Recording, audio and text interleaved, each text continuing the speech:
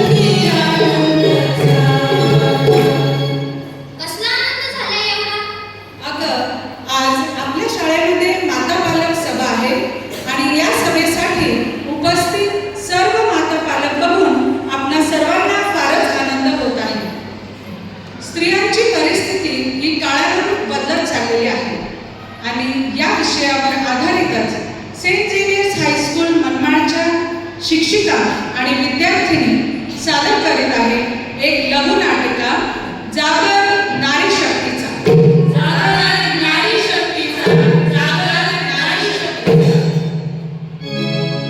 सुनबाई, अगं काय झालं बाई? अगं तुला किती दिवसाचं सांगितलंय तुझ्या घरून तुझ्या वडिलांकडनं पैसे घेऊन ये म्हणून। इथं घराचं बांधकाम अपुरं पडलंय, घरामध्ये पैसा नाही, तुला किती वेळेस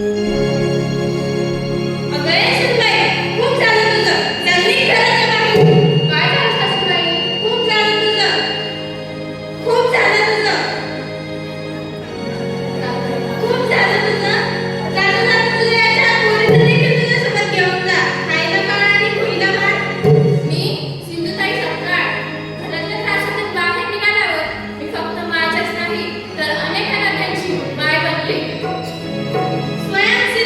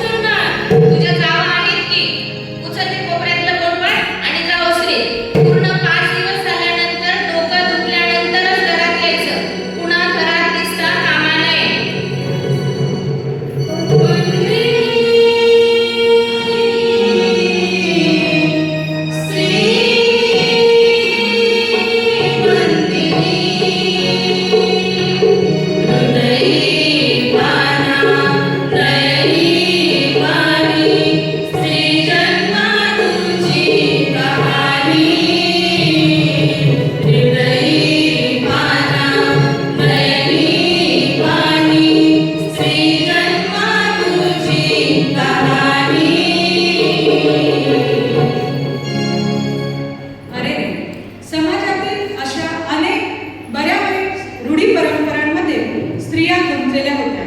पण त्या तुलनेत पाहूया आजची परिस्थिती. मी सुनीता विक्रम. आज मी स्त्री पुरुष न बघता अंतराळात झेप देत आहे आणि आपल्या देशाचे नाव उज्ज्वल करत आहे.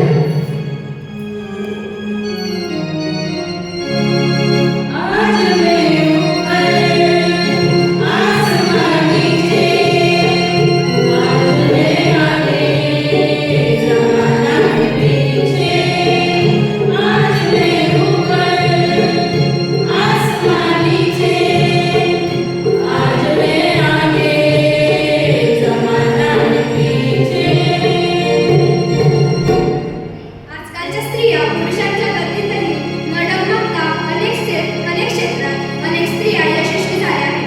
जसे की mother Theresa, Radhika Menon, Indira Gandhi, Kiran Bedi, Sofia Qureshi आणि योगिका सिंग. स्वशक्तीने सक्षम हो, प्रगती करू. पाहिलं स्त्रियांची उंच भरारी. आणखीन एका परिस्थितीतून बघूया कालची स्त्री. पुरुष आणि स्त्री समानतेमध्ये स्त्रीचे सामर्थ्य कुठेपर्यंत होते.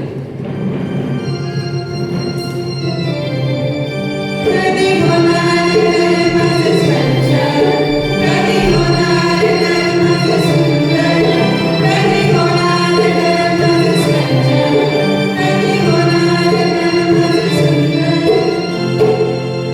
ए आई, दमलीस का ग तू? हो रे बाळा, फार दम लागलाय. किती कामं करशील? तू सकाळी लवकर उठली, सडा सारण केलं, स्वयंपाक केला, स्वच्छतेची सर्व कामं केली आणि आता तू शेतावरही जाणार. मी करू का ग तुला थोडी मदत? नाही रे बाळा, ही कामं फक्त मुलींची आणि बायांची. का? मी का नाही करणार तुला मदत? नाही रे बाळा, तुझ्या बरोबरीनेच मला एखादी मुलगी असती तर फार बरे झाले असते. अरे स्त्रियांच्या डोक्यावर कितीही जबाबदारी, परंतु खरंच आजच्या स्त्रीला किती जबाबदारी आहे बघूया पुढच्या दृश्यात. जन्म बाईचा, बाईचा, खूप घाईचा. जन्म बाईचा, बाईचा, खूप घाईचा. एक आईचा, आईचा, एक आईचा, एक आईचा, आईचा, एक बाईचा.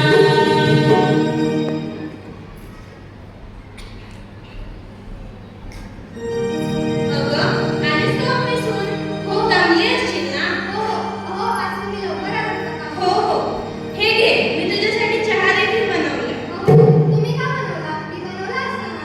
अगं, तू बनवलं काय आणि मी बनवलं काय? सारखंच. आपल्या संसाराचा गाडा आपण दोघे मिळून ओढतो ना.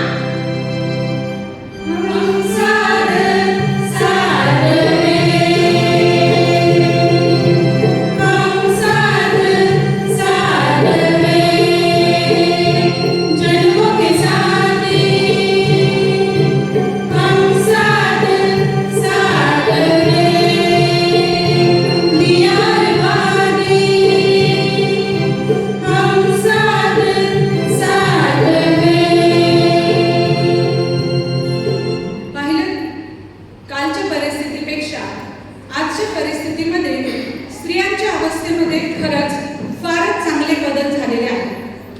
पण सर्वच बदल सकारात्मक आहेत का, की काही बदल समाजाला विकासाकडे की अधोगतीकडे नेत आहेत? पाहूया पुढच्या काही प्रसंगातून जुन्या काळातील स्त्रियांची महान गाथा सांगणारे पुढील दृश्य. जाधवांची कन्या भोसलेंची सून, जाधवांची कन्या भोसलेंची सून, शिवबाची माता, भाग्य कोणते असून, भाग्य कोणते असून. शिवबा, मासाहेब, आपण आम्हाला बोलवलं? होय शिवबा, आपल्या या रयतेमध्ये किती असंतोष पसरला आहे. रयत ताबड कष्ट करत आहे, परंतु आलेला सर्व कर जातो कुठे? तो हुकुमशाहीला. हो मासाहेब, किती दिवस दुसऱ्यांच्या ओंजळीने पाणी प्यायचे? हे राज्य व्हावे ही स्त्रीची इच्छा. जय सुखी, जय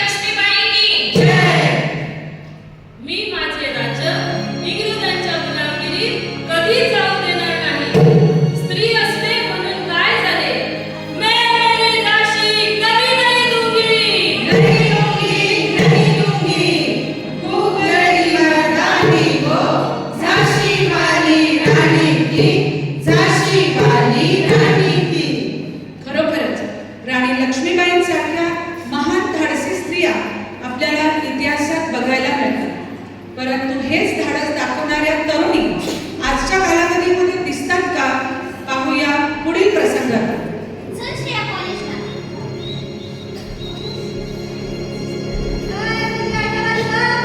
दीदी तुझी बहिणी आहे. ओ भैया की भाभी.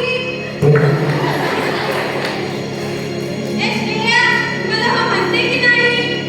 नाही रे, मला खूप भीती वाटते. मला असं काही करायचं नाहीये. मला पुढे खूप शिकायचंय. अगं श्रेया, घाबरू नकोस. आपल्या मॅडमांनी सांगितलं होतं ना, आपल्याला असा त्रास झाल्यास 1098 या नंबरवरती संपर्क साधून पोलिसांची मदत कधीही आणि कुठेही घेऊ शकतो. नाही ग, पण मला खूप भीती वाटते. अगं घरच्यांना तरी सांग. घरच्यांना जर सांगितलं तर बघा मी काय करतो ते. चल माझ्यापासून. नाही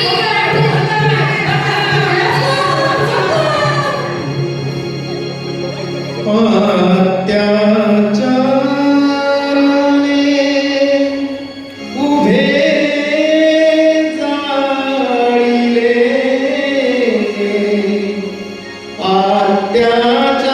अत्याचाराने उभे जाळिले या नारी जातीला समाज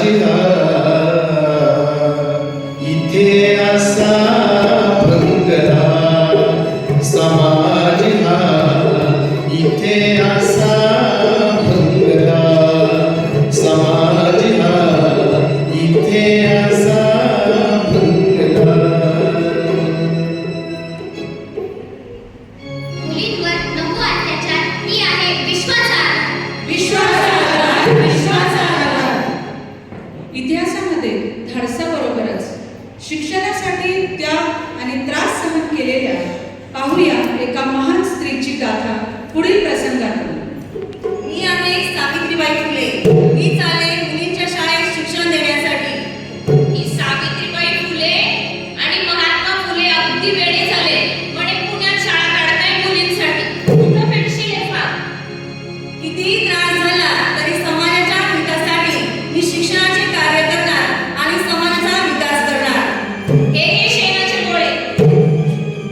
स्त्री जातीच्या मुक्तीसाठी आले महात्मा फुले ग. स्त्री जातीच्या मुक्तीसाठी आल्या सावित्री फुले ग. आल्या सावित्री फुले मुलींचे शिक्षण केले फुले ग. आल्या सावित्री फुले मुलींचे शिक्षण केले फुले ग. मुलींना त्या शिक्षणाचा आधार करतील त्या पिढ्यांचा उद्धार. पाहिलं, मुलींच्या शिक्षणासाठी अतिशय जास्तपणे त्रास आणि वेदना सहन केलेल्या सावित्रीबाई फुले. परंतु आजच्या मुली आणि तरुणीही शिक्षणासाठी असाच त्याग करतात का? पाहूया पुढील दृश्यात. हे चल शाळेत